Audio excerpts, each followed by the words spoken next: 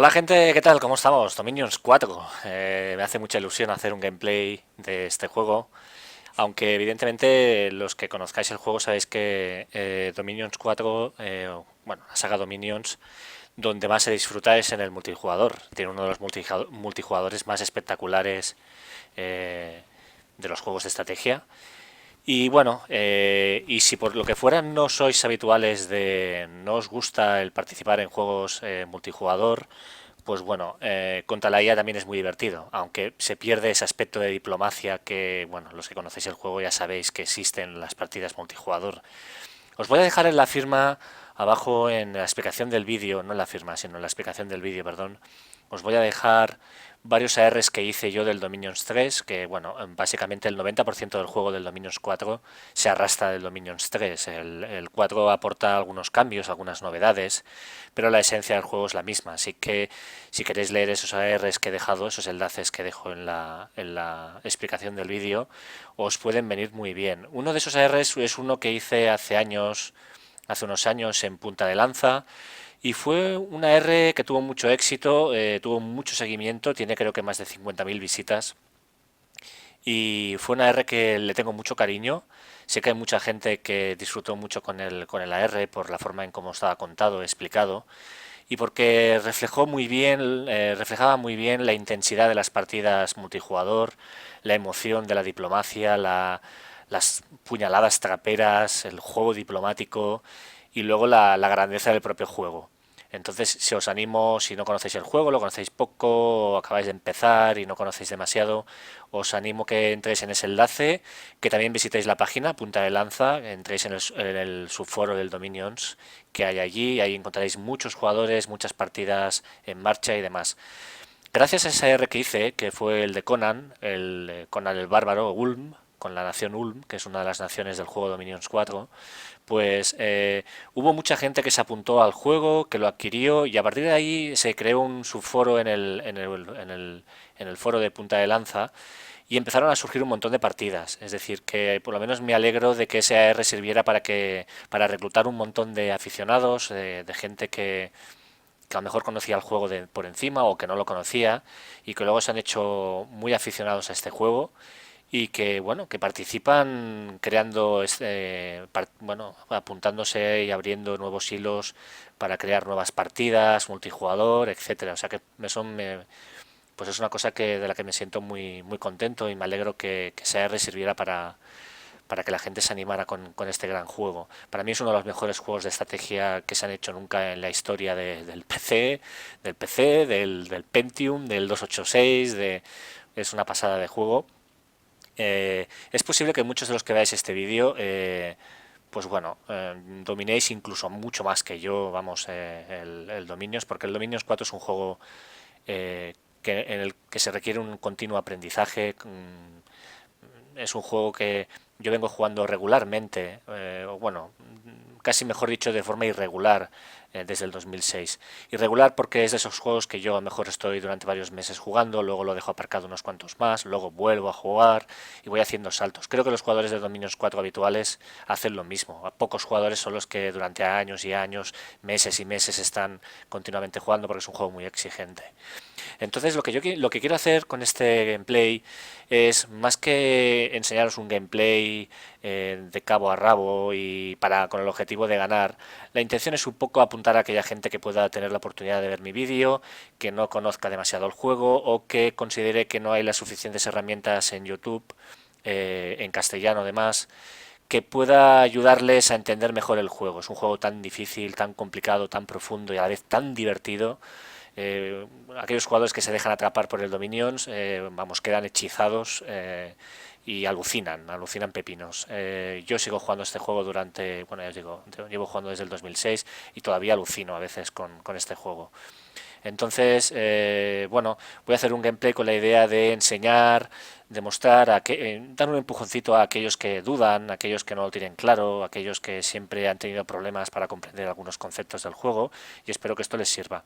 A los veteranos, pues nada, imagino que no les servirá de tanto, pero quizás les pueda, bueno, quizás puedan aportar su granito de arena. Ya sabéis que el Dominions 4 no hay ninguna forma No hay una única forma de hacer las cosas, no hay una única forma de ganar con una nación, no hay una única estrategia, siempre hay múltiples interpretaciones, siempre hay múltiples estrategias y tácticas, y lo que para mí puede ser bueno, para otro puede ser malo, o para el otro puede ser medio bueno, medio malo. En fin, que es un juego tan abierto a debate, bueno, es un juego tan profundo y tan rico en opciones bueno, ya sabéis que no hay nada que se pueda decir que es seguro al 100% en este juego, siempre hay interpretaciones. Entonces, si os parece, yo lo que voy a hacer es jugar una partida gameplay. Voy a jugar un mapa con 8 jugadores, 7 de ellos serán llevados por la IA, yo llevaré a Ulm, y el objetivo, ya os digo, es mostrar un poco pues cosas de veterano, entre comillas. Me considero un veterano, aunque no un experto. Este juego puede ser veterano, pero nunca creo que es muy difícil que llegar a ser un experto del juego. Siempre hay margen para mejorar. Me considero un jugador bastante normalito y bueno, lo único que os puedo contar, os puedo decir, lo único que puedo aportar, digamos, a otros gameplays que pueda haber por ahí por YouTube es la experiencia que tengo del juego, bueno, de verlo jugado desde el 2006, de haber jugado muchas partidas multijugador, tanto contra guiris como contra españoles. Y bueno, el hecho de haber hecho ARs, de haber jugado bastante, pues bueno, tengo un bagaje que, bueno, creo que bueno, me da el derecho, entre comillas, a hacer un gameplay en plan tutorial o en plan formativo. No quiero ser formativo de un modo que os agobie o que presuntuoso. Voy a intentar ser lo más abierto, flexible.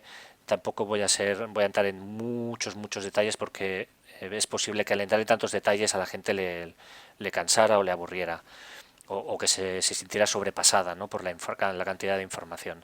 Entonces, lo que yo voy a hacer ahora es, voy a crear una nueva partida, voy a coger, es igual, a ver, voy a coger un mapa cualquiera, por ejemplo, voy a coger este, YouTube.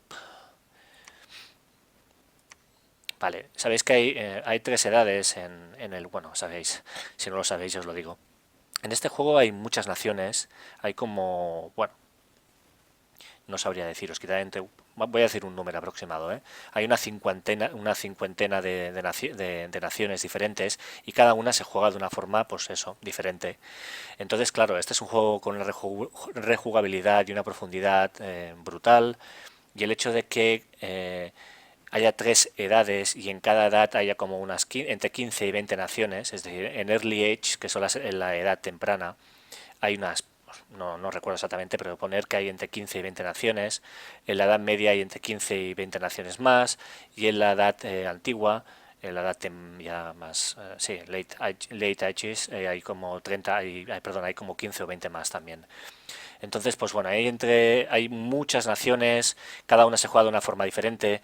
Luego hay algunas naciones que se repiten en las 3 edades, por ejemplo, Ulm, que es la nación que voy a coger para este gameplay, eh, tiene vive en las 3 edades. Lo que pasa es que se juega de forma diferente en cada edad, con lo cual lo que podéis aprender en este gameplay para Ulm no serviría para para la edad media o para la edad tardía.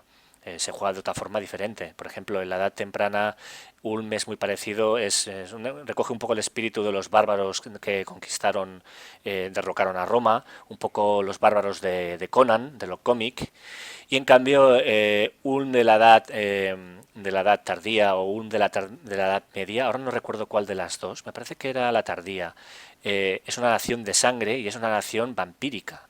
Entonces, pues bueno, yo os digo, ahora no recuerdo exactamente porque lo estoy diciendo, estoy tirando un poco de memoria, no recuerdo cuál de las dos, pero bueno, como podéis comprobar, la filosofía o la temática puede variar mucho dependiendo de la edad y evidentemente una misma nación que vive en las 3 edades se puede jugar o puede tener un enfoque totalmente diferente, no solo en filosofía, sino en forma de jugar.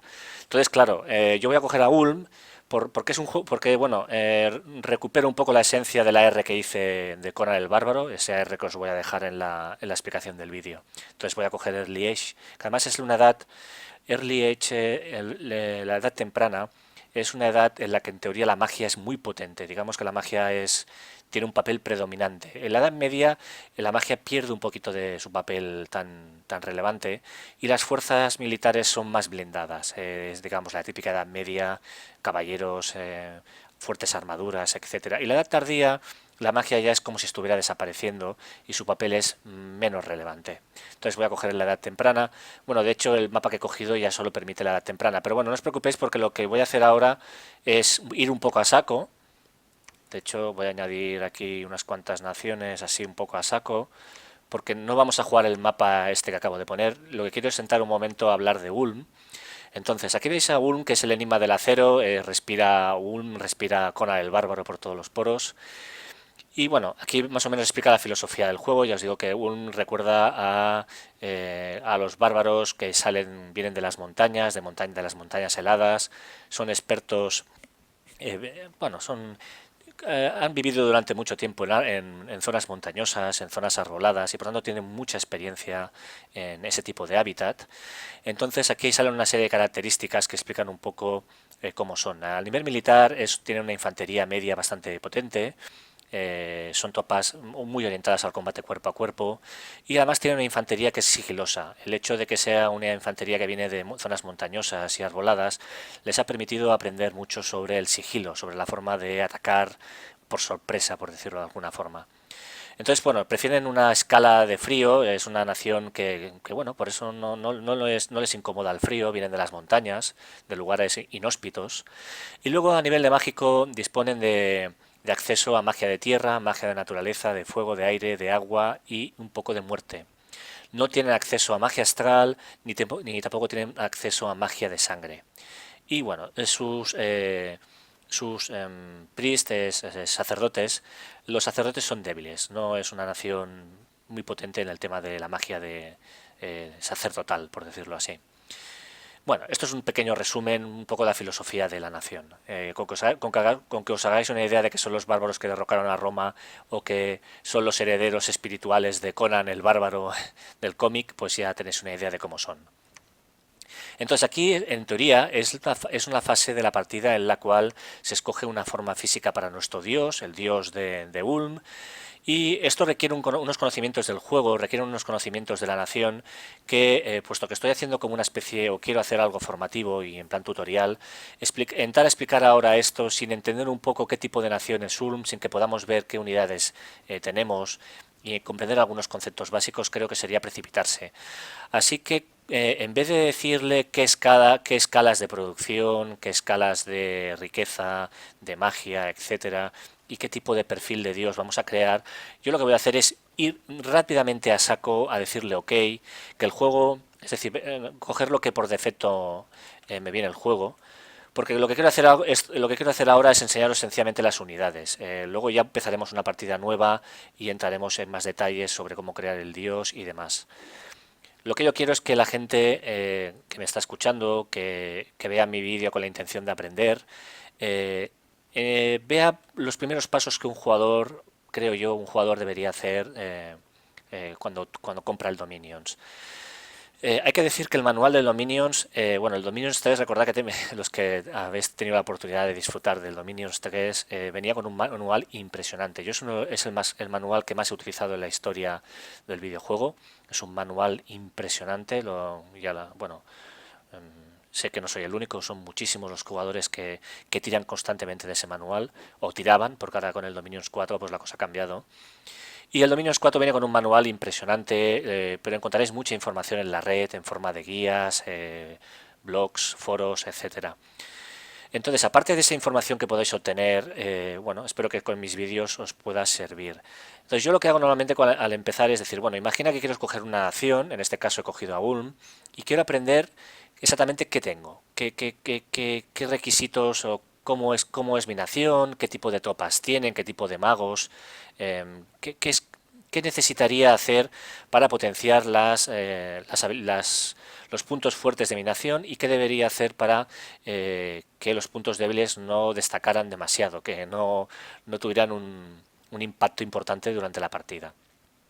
Entonces lo que tenéis que hacer, lo que yo aconsejo es que cojáis cualquier mapa, cojáis la nación, no os preocupéis demasiado en crear vuestro dios y hagáis lo que yo he hecho, ir directos al grano y entrar aquí.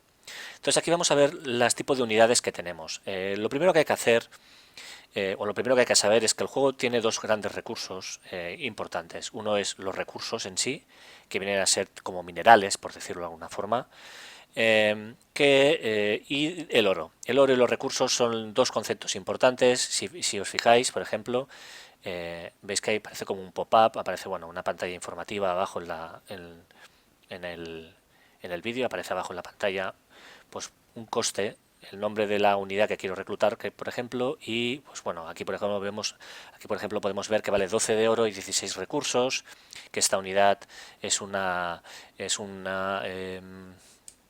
doncella con escudo y vale 13 de recursos y 13 de oro, etcétera, etcétera. Entonces lo primero que hay que analizar es, nuestra nación necesita mucho oro, necesita muchos recursos.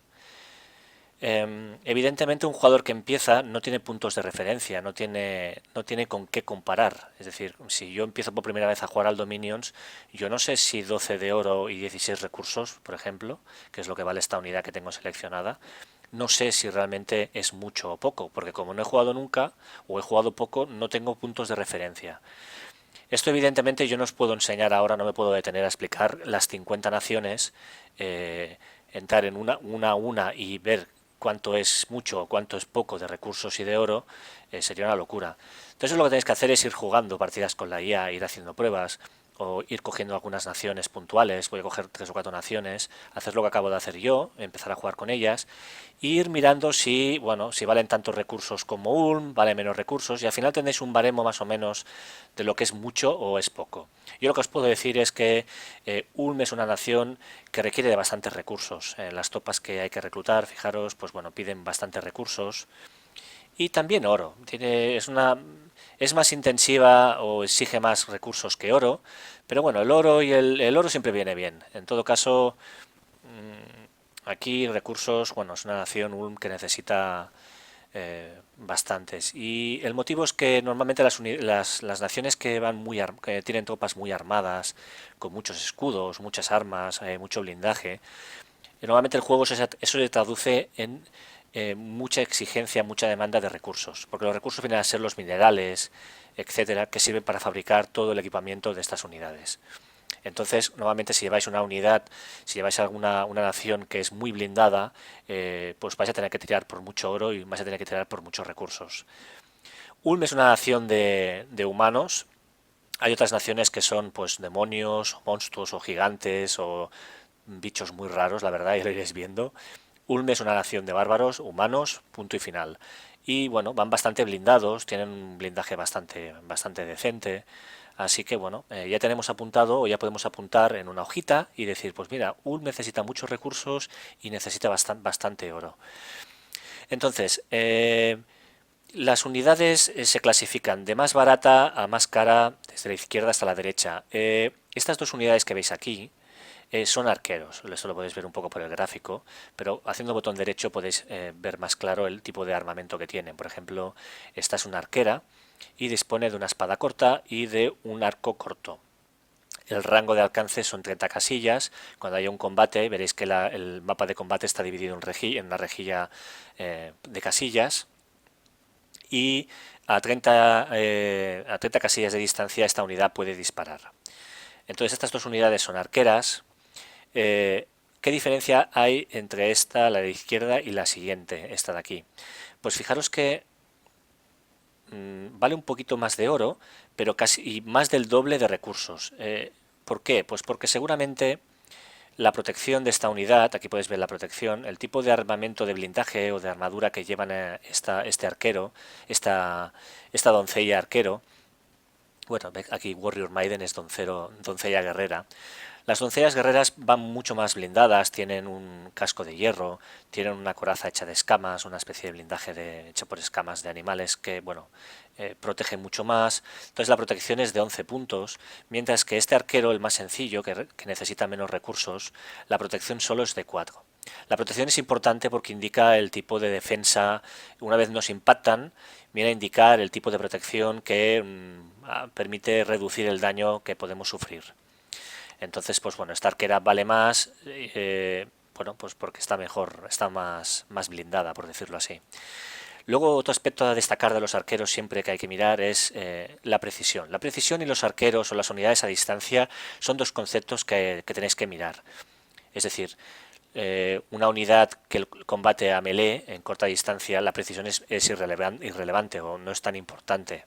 En cambio, un arquero que dispara a distancia, un arquero, un ballestero, unidades que lanzan a distancia sus armas, pues evidentemente la precisión es un dato importante. Entonces, el arquero, la arquero, mejor dicho, porque es una mujer, tiene una precisión de 11, en cambio la que está más blindada, la precisión también es un poco mejor. Ahí lo veis. Entonces aquí salen una serie de iconos, en estos iconos aparecen prácticamente la mayoría de unidades de Ulm. Este icono de aquí, poniendo el botón derecho, podéis ver que tiene una resistencia al frío. Es por eso que Ulm, como es una nación que viene de montañas y de bosques y prefiere escalas de frío, esto significa que es una nación que al frío no le sienta nada, no le sienta nada bien, perdón, no le sienta nada mal. En cambio, si esta nación, por ejemplo, tuviera que atacar una provincia enemiga que fuera muy calurosa, pues estas unidades sufrirían una penalización porque no están acostumbrados a luchar en zonas cálidas. Luego este icono indica que es una unidad sigilosa. Recordad que os he explicado antes en la explicación que salía de Ulm, se decía que Ulm es una nación especializada en el sigilo. Es una nación que al vivir en montañas y en bosques, pues bueno, son expertos en emboscadas y demás, y esto viene a reflejar este icono. Y luego el hecho de que sean unidades que los bárbaros están habituados a vivir en hábitats montañosos y arbolados, permite tener estas habilidades. Estas habilidades lo que hacen es que permiten moverse por montañas y por zonas boscosas sin penalizaciones y además tienen un bonus o consumen menos recursos, menos suministros de lo que le haría cualquier otra unidad que no tuviera esta habilidad. Así que son unidades que, digamos, Ulm tiene unidades que son pues muy hábiles en montañas y bosques, consumen poco a nivel logístico en ese tipo de terreno. Así que, por ejemplo, en un mapa como el que veis aquí, en un mapa como este, fijaros, estoy en una zona muy arbolada, muy montañosa, pues el consumo que hacen mis tropas es muy inferior al que seguramente tendrían otras naciones de estar en mi sitio, en mi ubicación.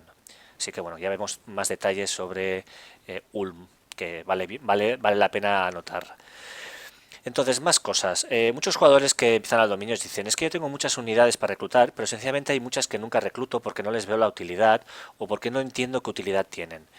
Todas las unidades en el Dominion tienen un papel importante. El problema es que si yo ahora explicara una por una, a lo mejor os complicaría más las cosas. Entonces yo creo que es mejor jugar, mientras estéis jugando más adelante el gameplay y suba más vídeos, yo creo que llegará el momento en el que os pueda explicar cuándo va bien un tipo de unidad o cuándo va bien otro tipo de reclutamiento. Entonces, pues bueno, vamos a hacer un repaso muy rápido. La siguiente unidad a reclutar en la escala, cuesta menos recursos que la doncella guerrera, pero tiene una habilidad que es esta, ambidiestra. Es una unidad que, que lleva dos armas a la vez. En vez de llevar un escudo o una única arma en una mano, lleva un arma en cada una de sus manos. Esto significa que estas unidades a la hora de combatir pegan dos veces, por decirlo así, pegan más.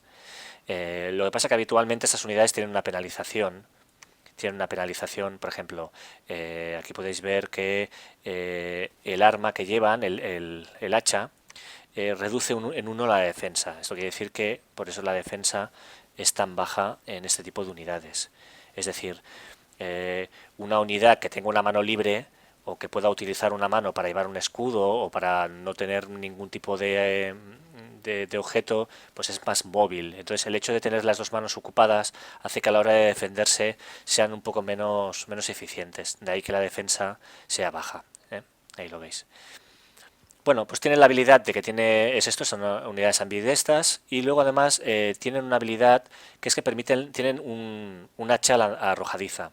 Es decir, cuando llegan a unas 12 casillas del enemigo o ven al enemigo a 12 casillas de distancia, lanzan y lanzan esta hacha. Esta hacha, así como los arqueros, hay un límite de munición. En este caso hay dos hachas arrojadizas. Una vez hubieran lanzado esas dos hachas, la unidad cogería automáticamente cada hacha para entrar en el combate cuerpo a cuerpo. Los arqueros, por ejemplo, tienen 12 cargas, por lo menos los arqueros de Ulm, 12 cargas, eso quiere decir que dispararían durante 12 rondas y una vez pasadas esas 12 rondas los arqueros, las arqueras cogerían la espada corta y entrarían en combate de melee. Bueno, pues ya vemos, ahí es una unidad ambidiestra y pega dos veces. Luego tenemos el guerrero. El guerrero también tiene la habilidad ambidiestra, pero en vez de utilizar dos hachas, utiliza una espada ancha y una hacha. Tienen una penalización inferior en cuanto a defensa, es decir, no sufren tanta penalización en defensa, con lo cual a nivel de comparación se puede decir que estas serían más eficientes a nivel defensivo y por el mismo coste. Ahí lo veis. ¿Cuál es la diferencia? Pues la diferencia es que estas no tienen ningún tipo de arma arrojadiza. Recordad que estos de aquí pueden arrojar armas, pueden arrojar dos hachas, mientras que estos de aquí no arrojan nada. Entonces, bueno, ya veis una pequeña diferencia y ya podéis haceros una idea de, bueno, si enfocáis mucho vuestra nación a combatir a distancia, pues a lo mejor os interesa más al mismo precio, pues tirar por esta unidad, el guerrero de las hachas, que en vez del guerrero a secas.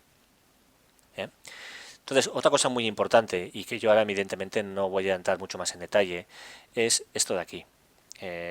Esto de aquí, el Lench, es el tamaño, es el tamaño del arma. Es decir, por ejemplo, una lanza tendría un tamaño seguramente de 3, si no recuerdo mal, 3 o no sé si había un valor incluso más alto, pero bueno, os lo digo de memoria. Entonces, en cambio esta hacha solo tiene nivel 1 es un arma corta, no es muy larga. Entonces, el tamaño, la longitud del Lench, lo podéis ver aquí en el texto que sale abajo en inglés, es importante porque si yo me enfrento contra unidades que tienen armas muy largas o más largas que las que yo vengo a utilizar, entonces tener un arma más larga permite repeler el ataque del enemigo. Es decir, haceros una idea, por ejemplo, de las formaciones griegas antiguas, de las falanges griegas, por ejemplo, que utilizaban aquellas lanzas tan largas de varios metros que bueno, incluso eran 2 veces o el triple de largas que un hombre, ¿no?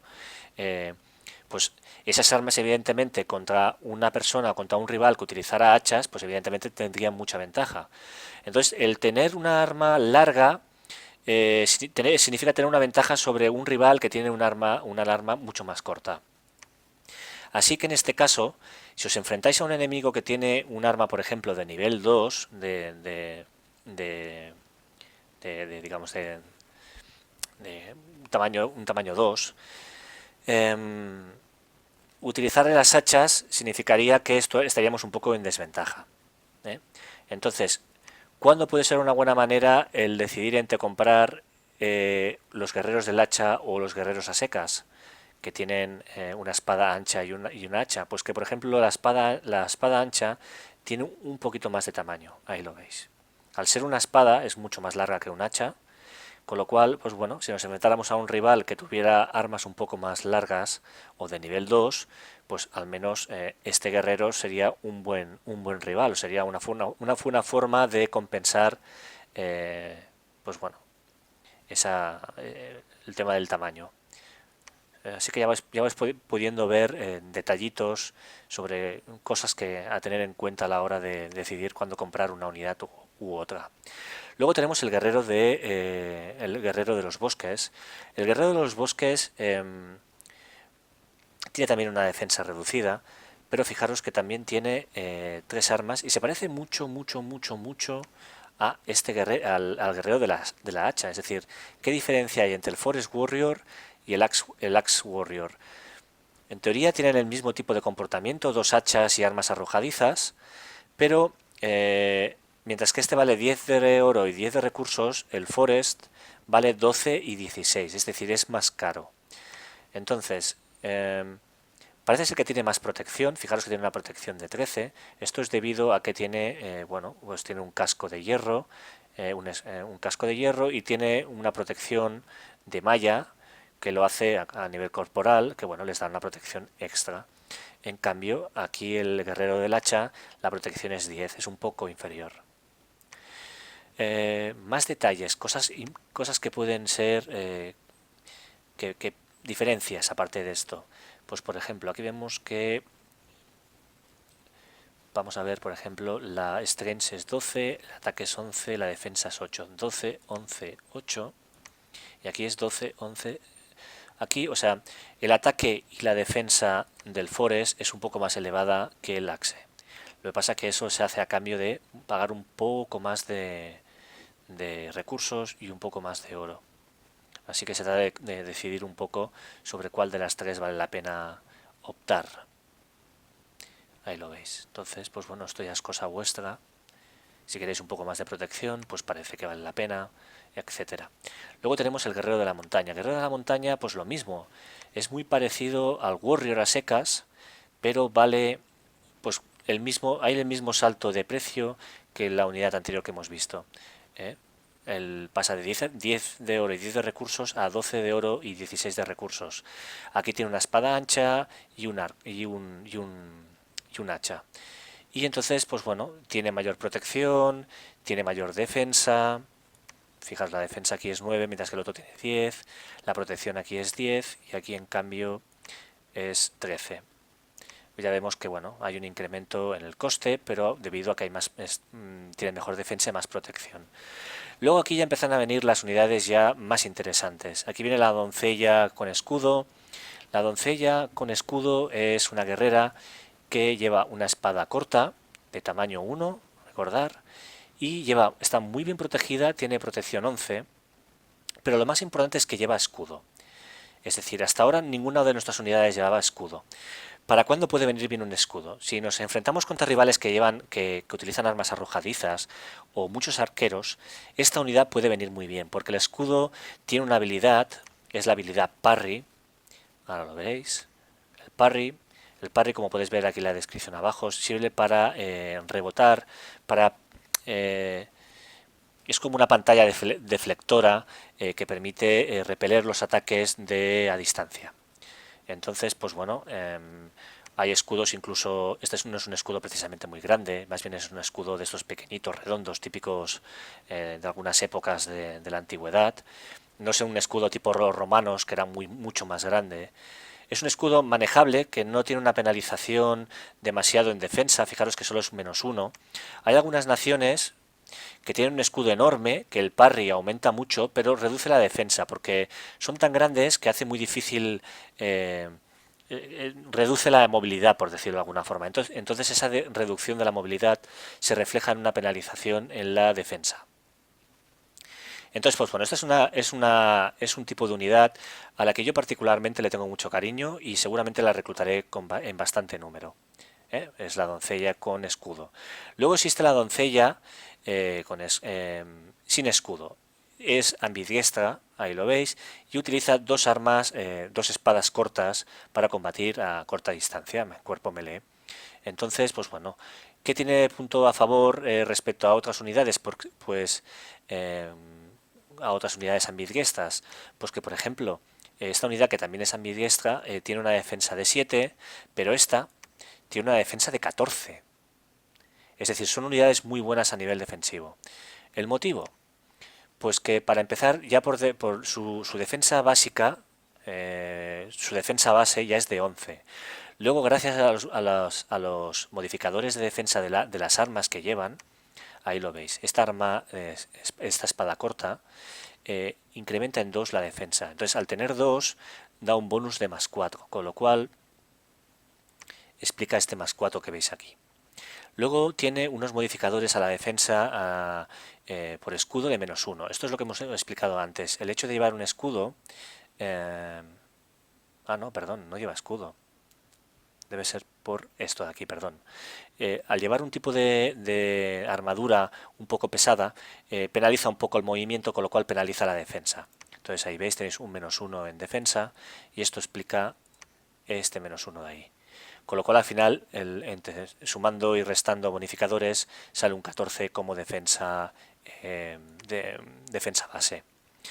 A nivel de protección más o menos está igual o pareja al resto. Lo que destaca es la defensa. Pensar que la defensa es, digamos, en una partida, en un combate, el enemigo ataca, realiza un ataque, entonces se hace una tirada del ataque skill contra el defense skill. Si el ataque supera la defensa, entonces el juego calcula el daño que ese tipo de arma realiza. Entonces el daño se tira contra la protección, el daño hace una tirada contra la protección. Así que lo importante es que el defense skill hace como una primera barrera, es una primera tirada, un primer filtro para saber si el enemigo nos acierta o no. Una unidad que tenga muy buena defensa y mala protección puede conseguir detener o bloquear muchos ataques. En cambio, incluso puede pasar al revés. Una unidad que tenga mucha protección y una mala defensa, puede ser que el ataque enemigo penetre la defensa muchas veces, pero como está muy protegida esa unidad o tiene una protección muy grande, el daño al final es nulo. Entonces, no sé si me he explicado, pero bueno, tenéis que tener en cuenta estos dos conceptos. Hay como varios filtros y el juego va haciendo tiradas pues por pasos. Primero el ataque contra la defensa, si el ataque es mejor que la defensa, entonces el daño que hace el arma más la fuerza más una serie de bonificadores atacan a la protección de la unidad. Bueno, pues esta es un tipo también de unidad que bueno vale la pena comprobar que bueno vale la pena por el tipo de defensa que tiene, pues bueno parece que es una unidad interesante. Además hay que recordar que son sigilosas, con lo cual puede venir bien porque eso permitirá, el sigilo lo que permite es moverse por terreno enemigo sin ser detectado. Hay opciones de que sean detectados, hay probabilidades, pero ya entraremos en detalles cuando llegue el momento. Y luego ya damos el salto a lo que sería el guerrero de hierro. El guerrero de hierro utiliza una especie de maza, ahí lo veis, y tiene tamaño 3. Fijaros que ya es un arma como muy alargada para reflejar que es un arma a dos manos. Es un arma que además hace 22 puntos de daño.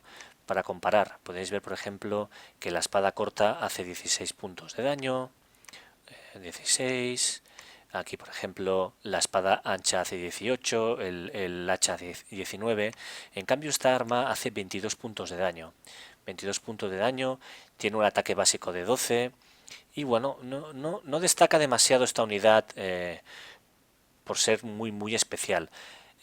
Quizás lo mejor o lo más relevante es el hecho de que tenga un arma de tamaño 3. Es decir, si yo me enfrento contra rivales que utilizan armas muy alargadas y estoy teniendo problemas para conseguir acertar a ese enemigo que tiene armas tan largas, pues este rival quizás estaría bien para compensar y para igualar ese tamaño. Así que bueno, ya podemos ir viendo detalles de por qué o cuándo habría que utilizar una unidad u otra. Y luego ya finalmente vamos a ir a esta unidad que es el guerrero del acero, vendría a ser el Conan, ¿no? Los guerreros del acero, los forjadores del acero. Y es un guerrero muy especial. Para empezar, veis que tiene un icono nuevo.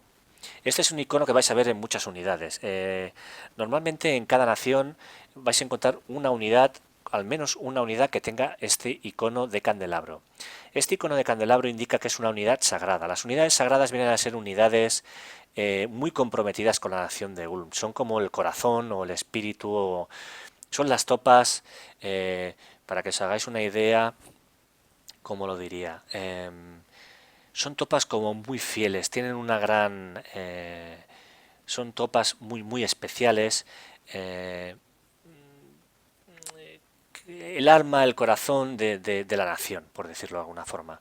Entonces, estas unidades cuestan mantener en la mitad que el resto de unidades que hemos visto hasta ahora. Es decir, por decir algo, si yo recluto 10 unidades de este tipo, y me cuesta, por ejemplo, por decir algo, 50 monedas de oro cada turno, pues reclutando el mismo número de unidades sagradas, el coste puede ser que sea incluso inferior, aunque son mucho mejores tropas que estas de aquí. Así que bueno, esa reducción en el coste es una cosa interesante a tener en cuenta. No obstante, hay que plantearse si vale la pena pagar tanto dinero. Fijaros que el aumento de coste en oro y el coste en recursos es muy grande. Entonces, ¿vale la pena reclutar estas tropas sagradas? Pues esa es una de las preguntas que os tenéis que hacer a la hora de considerar la estrategia general que queréis llevar con vuestra nación, o que queréis llevar con Ulm. Las tropas sagradas además tienen un aspecto, son importantes no solo porque tienen un coste mínimo, tienen un coste reducido de mantenimiento, sino porque se benefician de algo muy importante, y es que cuando creemos a nuestro Dios le podemos crear o le podemos dar una serie de condiciones o de magia, etcétera, que bonifican o dan unas bonificaciones importantes en ataque, en defensa, depende del tipo de características que pongamos a nuestro Dios. Entonces, esas bonificaciones que le añadimos se trasladan o pueden ser trasladadas en combate a estas unidades sagradas. Es decir, es como si se inspiraran durante el combate esas unidades con la filosofía o con la forma de hacer del dios, como si el dios, por ejemplo, es muy bueno atacando y tiene un bonus de +2 o de +3 en ataque, pues durante el combate puedo otorgar ese bonus del dios a estas unidades sagradas. Esto se llama estrategia Blessing, es una estrategia de bendición. El blessing ahí lo veis, esto es el sagrado. El blessing es una bendición, viene a ser como una especie como de canto, de bendición, de salmo, que algunas unidades realizan para que las tropas sagradas se puedan beneficiar de esos bonus que por defecto trae consigo el dios de la nación.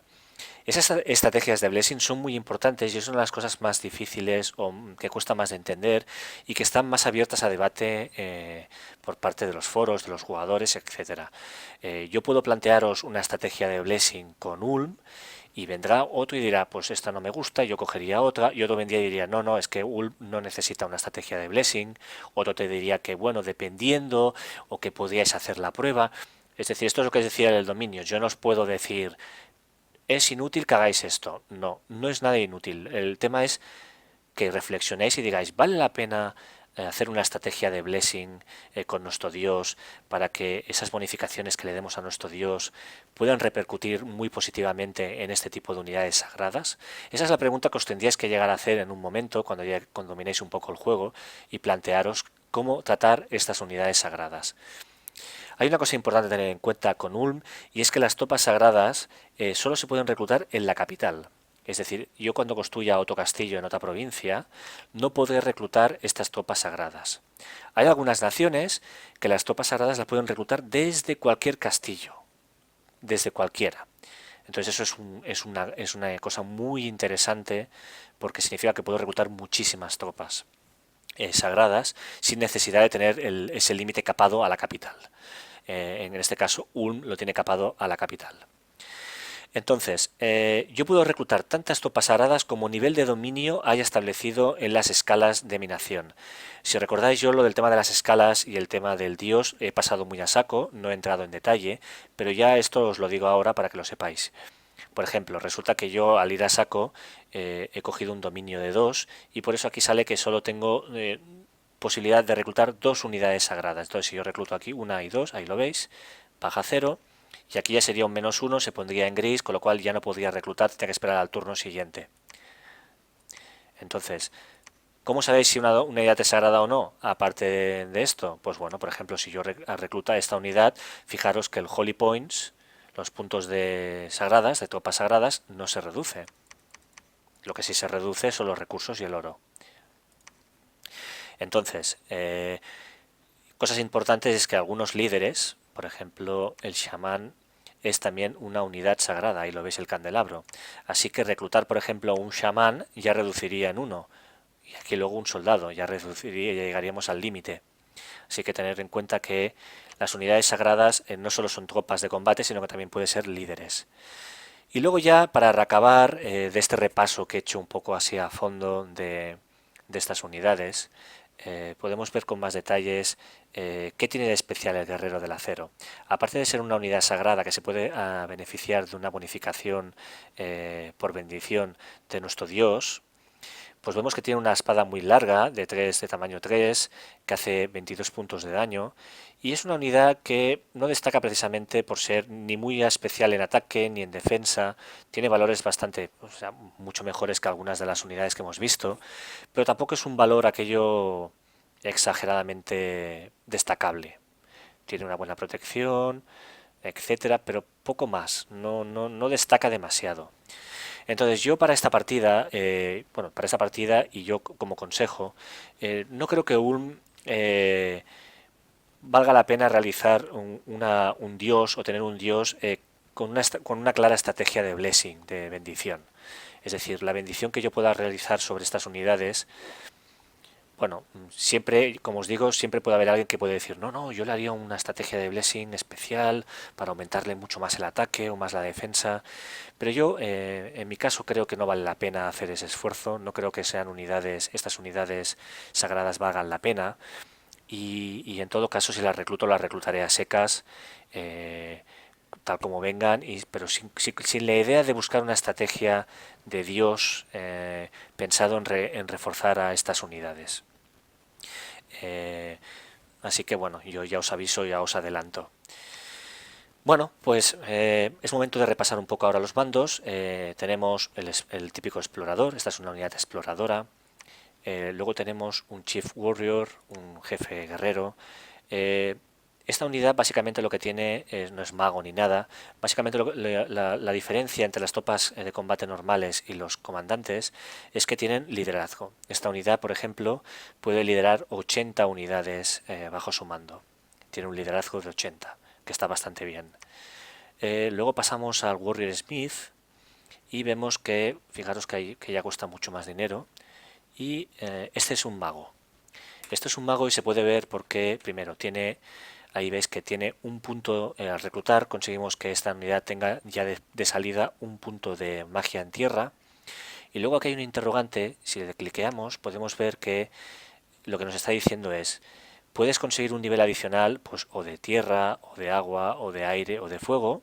Hay un 100% de probabilidades y luego hay un 50% de probabilidades de que consigas también un nivel adicional, un tercer nivel de magia, también en una de estas escalas, en una de estas magias, o de fuego, aire, agua o tierra. Es decir, que si por ejemplo tengo suerte y sale 50 y 100 y 50, esta unidad, por ejemplo, al reclutarla podría tener tres niveles mágicos. Y variados. Puede ser que tuviera tres de niveles de magia de tierra, o dos de tierra y una de agua, etcétera, etcétera. Podéis ver todo el tipo de combinaciones que se pueden dar. Entonces luego estos son los libros que indican la habilidad en investigación. Es decir, si yo meto esta unidad en un laboratorio a investigar, pues aportará 9 puntos de investigación. Y luego ya veis que tiene los mismos iconos que el resto de unidades que hemos visto hasta ahora y tiene dos habilidades nuevas. Una es que tiene un bonus de recursos, es decir, reclutar un Warrior Smith significa que conseguiré 5 recursos extra por turno. Esto es muy interesante porque cuando tenga muchos Warrior Smith reclutados, si cada uno de ellos aporta 5 puntos de recursos, pues esto significa que puedo empezar a sumar muchísimos puntos de recursos por turno cuando tenga muchos castillos y muchos Warrior Smith reclutados. Así que esto también nos puede dar una pista de que recordar que os decía antes que Ulm es una nación que necesita muchos recursos. Entonces, quizás no necesita tantos si sabemos que podemos reclutar muchos Warrior Smith que tienen estabilidad de dar este pequeño bonus de recursos por cada uno de los Warrior Smith que tengamos reclutados.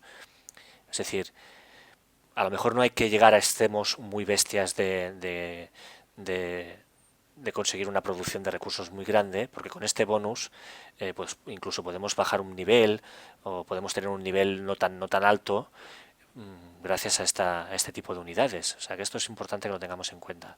Y luego tienen esta habilidad que es forjar, tienen un bonus a la forja. Básicamente lo que sirve esto es que, por ejemplo, si yo construyo o esta unidad forja, por decir algo, un amuleto o un anillo y le cuesta 10 gemas de tierra, pues gracias a esta habilidad, en vez de costarle 10, le costará 9. Me ahorraré una gema a la hora de construir objetos. Siguiente, el chamán. El chamán también es un mago, por cierto. Sí, es un mago, pero es un mago que tiene magia de tierra, magia sagrada, es decir, es un sacerdote, y tiene el candelabro, indicando que también es una tropa sagrada. Y luego tiene también un interrogante, y fijaros que tiene un poco el mismo esquema de niveles adicionales de magia, pero en vez de tener aire y agua, aquí añade calaveras, que es magia de muerte, y naturaleza. El verde es naturaleza. Es decir, que es un poco más variado, tiene una magia un poco diferente al mago que hemos visto antes. Entonces, el otro mago tenía 9 puntos de investigación, el chamán no es tan buen investigador, tiene solo 7 puntitos. Y esto se explica por esta habilidad que se llama investigador inepto, es decir, precisamente no es un investigador, para reflejar que los chamanes normalmente, más que investigadores, eran gente con unas tradiciones muy primitivas, ¿no? Entonces, un poco el juego intenta decir, bueno, no es un investigador porque más bien son gente que está muy arraigada a las costumbres antiguas, ¿no? Entonces, antes os decía, las topas sagradas se pueden beneficiar del blessing, de una bendición, y obtener las bonificaciones que nuestro Dios nos otorga por defecto, ¿no? Por las condiciones que le hayamos dado a la hora de diseñarlo. Entonces, la única condición para que estas tropas reciban esta bendición, este bonus, el bonus del Dios, es que los sacerdotes, durante el combate, hagan una plegaria o lancen un hechizo. Los sacerdotes son estos que tienen el icono de este candelabro encendido. El candelabro apagado quiere decir que son sagradas. El candelabro encendido quiere decir que son sacerdotes. Entonces, esta unidad, por ejemplo, durante el combate, si yo la pongo detrás de unidades de este tipo, de las sagradas, le puedo decir, haz una bendición a estas topas sagradas. Entonces, todas las topas sagradas que entran dentro del campo de rango de esa bendición reciben ese bonus del que os hablaba, el bonus del dios. Reciben la bendición o la estrategia blessing, la estrategia de bleseo. Quizás ahora os puede parecer un poco raro lo que estoy explicando, no sé si os estoy liando más de lo que debo, pero bueno, ya lo veremos en combate todo esto si llega el momento. Y luego ya finalmente vamos hacia el chamán astado. El chamán astado es una unidad que, si fijaros aquí en la explicación abajo, pone que es lenta de reclutar, slow to recruit. Eso quiere decir que al reclutar aparecerá un icono de reloj de arena que indica que esta unidad no tarda un turno en reclutarse, es decir, yo recluto por ejemplo un chamán y veis que aparece sin ningún tipo de problemas, esta unidad al turno siguiente se reclutará. En cambio,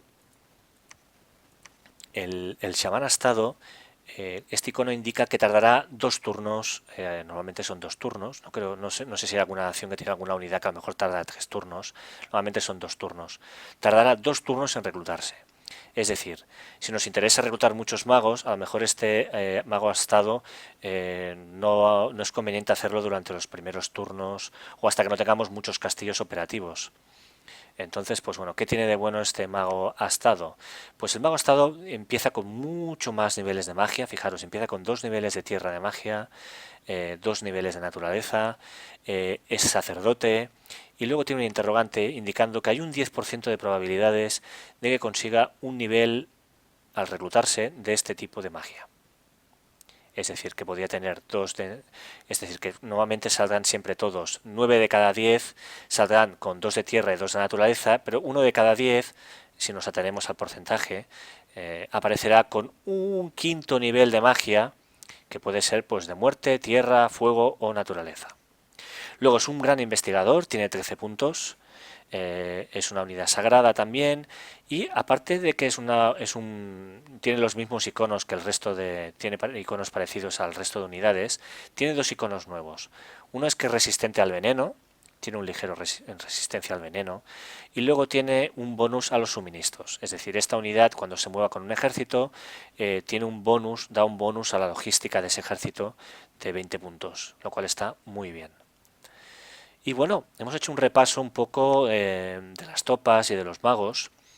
Y bueno, mi idea, ya os he dicho, es que no voy a hacer una estrategia de blessing, de bleseo, para potenciar a las topas sagradas, porque creo que Ulm no es precisamente una nación que cuente con topas sagradas a las que valga la pena realizar una bonificación especial. Esto es debatible, ya os digo, a lo mejor yo vuelvo a jugar otro día y digo, ostras, pues mira, he pensado y creo que es bueno hacer otra historia. Pero bueno, yo ahora mismo para este para este gameplay, yo no voy a hacer eso, no voy a hacer una estrategia de blessing y voy a intentar no reclutar demasiado estas unidades. Yo me decantaré más por estas unidades intermedias de aquí, sobre todo por la doncella del escudo, que están bastante bien. Y bueno, estos que tienen dos hachas y armas que son ambidiestros y demás, pues seguramente optaré también por el reclutamiento de este tipo de unidades. Y luego de arqueros. También será una unidad que reclutaré bastante. Entonces, hasta que no tenga varios castillos, el chamán astado no reclutaré, porque al tardar 2 turnos en reclutarse, yo al principio lo que necesito son magos y que en cada turno vayan saliendo magos para reclutar. No puedo esperar 2 turnos a tener un mago, porque eso me dejará en inferioridad comparativa con el resto de naciones. Si jugáis contra otros jugadores humanos, evidentemente todos van a saco reclutando unidades para meter en el laboratorio e investigar. Así que bueno, el astado yo esperaré a tener varios castillos antes de empezar a reclutarlos de forma masiva. Así que bueno, ya tenemos un poco la idea general, ¿eh? Ya tenemos idea de qué tipo de unidades quiero reclutar. Entonces, a partir de ahí ya me puedo hacer una idea de que bueno, voy a necesitar un poco de recursos y un poco de oro. No mucho, no excesivamente oro ni excesivamente muchos recursos. Recordad además que tengo esta unidad que da una bonificación a los recursos cada turno. Así que bueno, es una cosa también muy interesante. Así que bueno, ya tengo un aspecto, ya tengo una idea general de cómo es mi nación. Es una unidad, es un ejército, es una nación muy orientada al combate cuerpo a cuerpo, eh, que no es precisamente muy buena en defensa, en ataque, tiene valores bastante estándares, bastante normalitos. Y bueno, una cosa que no he comentado, pero que vale la pena comentar, fijaros que todas las unidades de Ulm tienen una resistencia mágica de 8. Esta resistencia mágica es muy débil, es muy baja. Eso quiere decir que cuando combata contra naciones que me lancen muchos hechizos, estas unidades, mis unidades, pueden sufrir muchísimo. Así que bueno, ahí tengo un punto negativo y bueno, ahí tengo un aspecto a considerar como importante y que debería corregir a medida que voy investigando hechizos y bueno, es algo que tengo que corregir a medio plazo. Bueno, pues ahora sí que ya tengo una idea de cómo es mi nación. Ahora ya sé cuántos recursos necesito aproximadamente, hasta qué punto necesito recursos, hasta qué punto necesito oro. Entonces, ahora sí que ya podríamos salir de aquí. Y ahora aquí sí que ya podríamos empezar una partida nueva y jugar el mapa que realmente vamos a jugar y empezar a crear nuestro dios, empezar a crear nuestras escalas de nación, decirle si queremos que tengan producción o no tenga producción, etcétera, etcétera. Entonces todo esto lo voy a hacer para el siguiente vídeo.